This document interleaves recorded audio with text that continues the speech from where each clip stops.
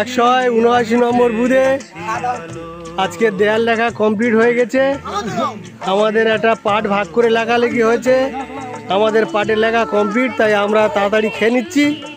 আর এখনও দুটো পার্টের লোক এখনও তারা এসে পৌঁছায়নি, আসন সংখ্যা সীমিত, তারা এসে পরের বটুকে খাবে।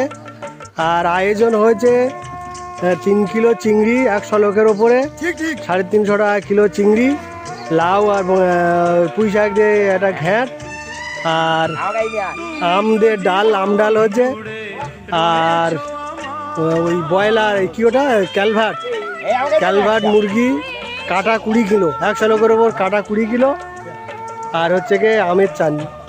এই লোক খেয়ে দিয়ে একটু শান্তি হয়েছে। ও পাঁপড় আছে।